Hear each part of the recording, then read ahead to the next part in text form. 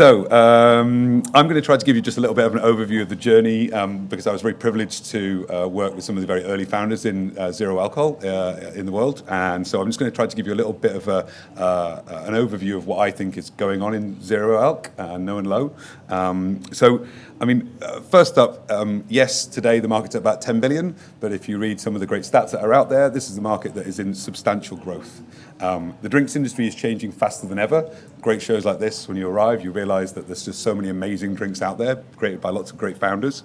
But this is a $1.5 trillion market. This is a huge global drinks market. Spirits is about a $200 billion chunk of that, and this no and low space is probably going to steal at least 30 billion of that $1.5 trillion market outside of beer in the next 8 years. So this is a really exciting, dynamic space in drinks.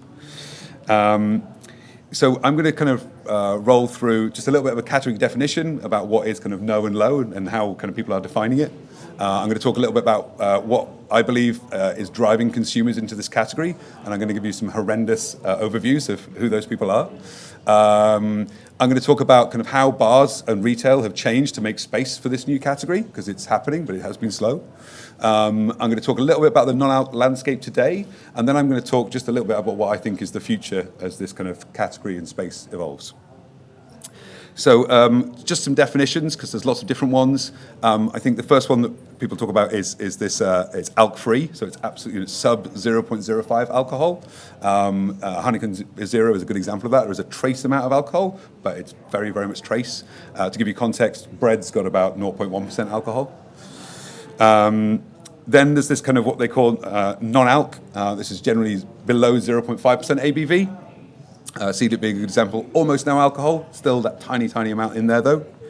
And then what I call low alc is anywhere between kind of 5 and 20% if you're a spirit.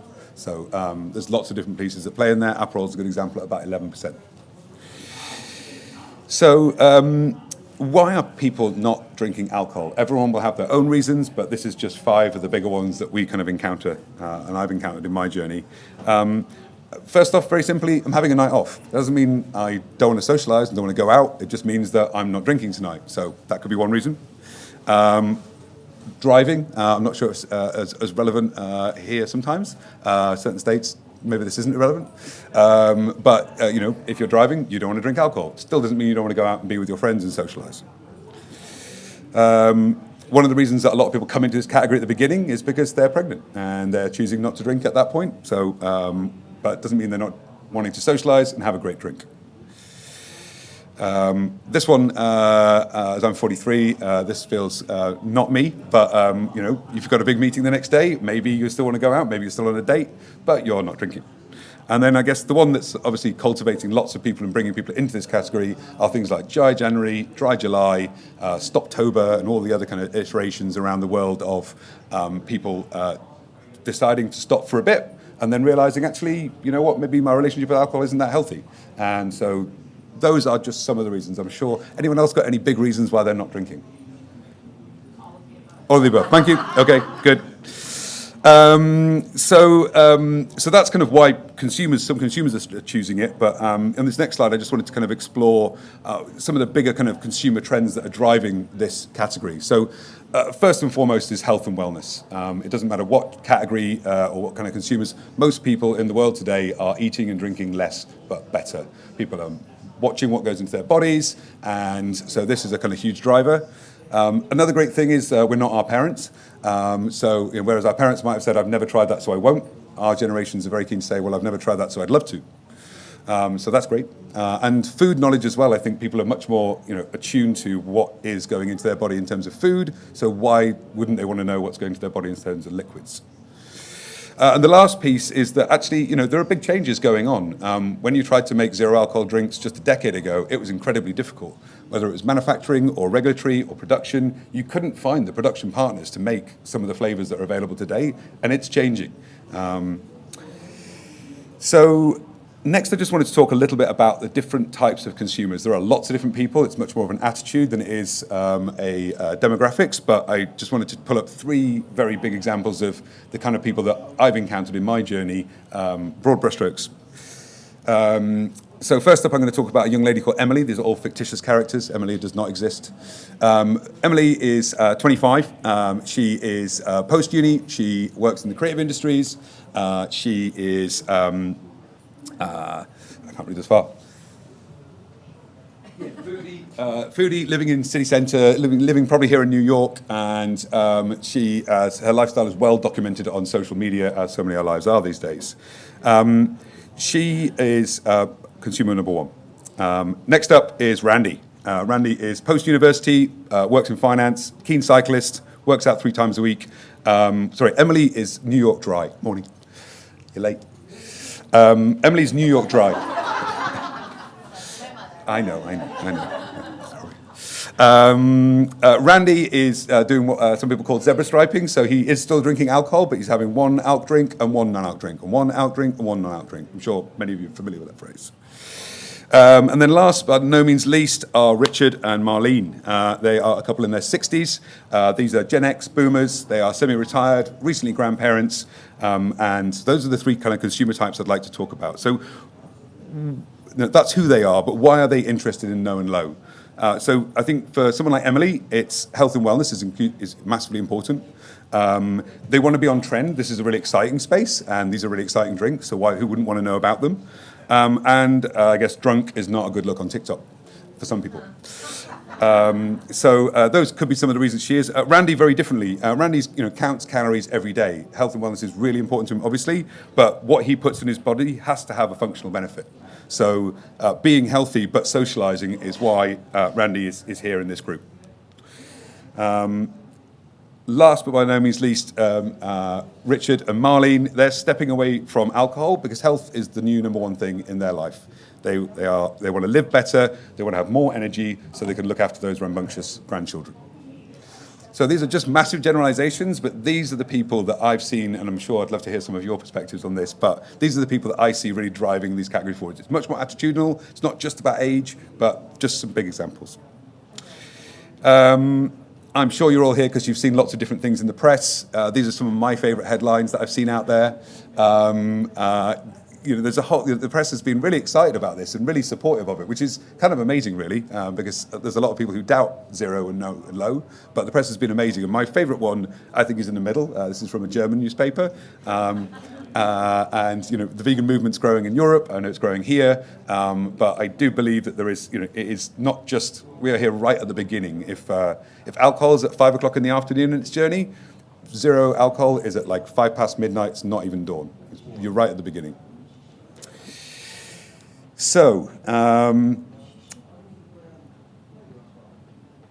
Back in 2014, I had the privilege of being in an office one day, and a young gentleman called Ben Branson walked in. If you don't know who Ben Branson is, he is the founder of Seedlip.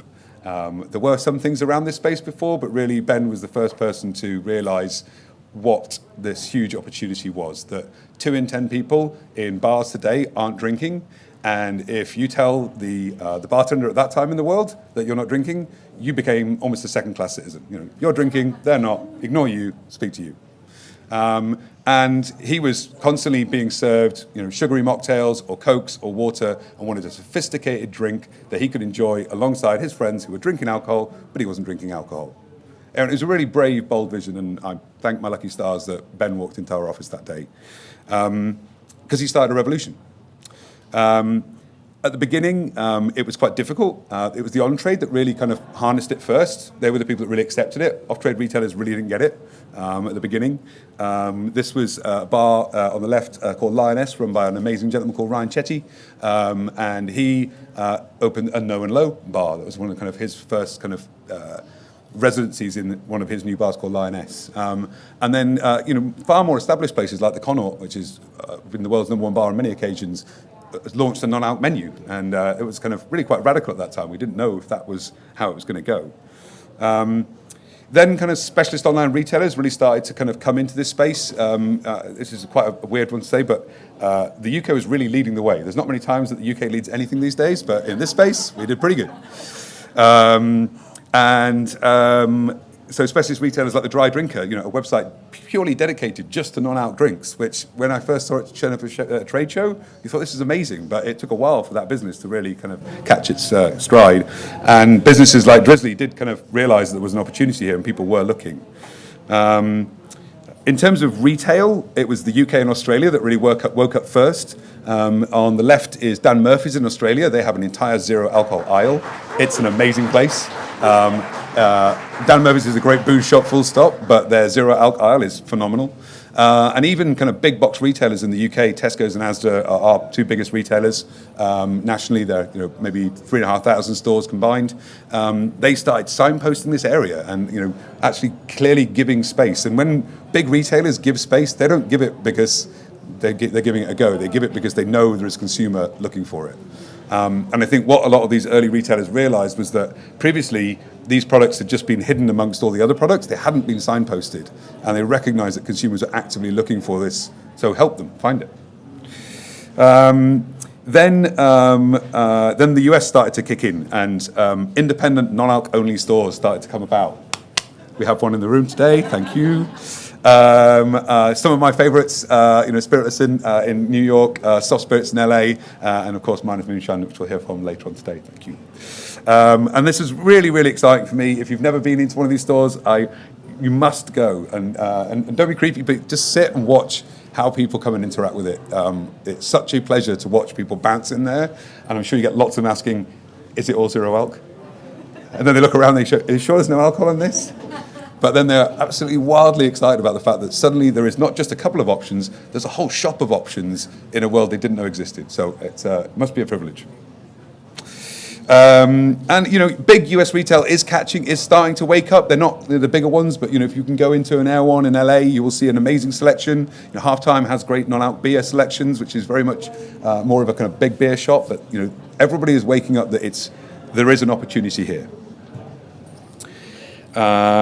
And I think you'll just see more and more of retail making space. So next up, let's talk about how good are firstly corporate brands at replicating zero alc. I'm going to be a tough scorer here, and you can be tougher if you want as an audience. If you want to call me out, please do. So first I'm going to talk about beer. Corporate beer, I think, probably gets about a 6 out of 10 for replicating beer. There's some good things out there. They're not amazing. They're okay. In spirits, I think there's probably about a 5 out of 10. It's good, but it's not great. And in wine, it's pretty terrible. The last time I showed this slide, they got a 1 out of 10, not a 3 out of 10. But what's really, and why I'm so excited about this space, is that independent brands are much, much better at this. I'm sure you all know Athletic. I think it's pretty amazing. I think for people who don't drink, it's a 10 out of 10. If you do drink as well, I think it's about 7 out of 10. It's getting better all the time. The tech and the brewing facilities are just advancing all the time. I think spirits and in wine, it's getting better all the time as well. CDIP has really changed the game, and brands like Non are really doing an amazing job of replicating very different kind of spaces. So I'm really excited about how founders are driving innovation in this space. That's for me is kind of what's most exciting about all of this. So my time is almost running out. There's a red light flashing at the back. So I'm just going to talk briefly about what I see as the kind of 3 areas of the future of kind of non-alc. And these are the 3 places that I'm most excited about. So category 1 is what I'm going to call flavor. This is brands focused on getting as close as possible to the taste of alcohol, which can really appeal to people who wanted alcohol but don't want alcohol. The next is a very different space, and I call it functional. These are much more wellness using plants, natural ingredients. Maybe there's a slight buzz, but it's more about being part of you're still socializing, you're still getting a great cocktail, you're just not drinking alcohol, and there's some benefit to it. And then the third category, which I'm really, really excited about, is very boringly titled buzz. But this is an alternative to alc that gives you the buzz without the ABV. There are some things that are more natural. There are some things that are more synthetic. But this is the space. I'm excited about all 3 of these spaces, and I think you're just going to see this grow and grow over the coming years. So just in summary, no and low alcohol is one of the fastest growing categories in this $1.5 trillion market. Consumers want better alternatives to alcohol, and independent brands are leading the way. Non-alc ALC is available, and retailers are making space for this huge opportunity, which is really exciting. And last but by no means least, founder-led businesses are defining the future of this space and creating huge value. And thank you for those founders.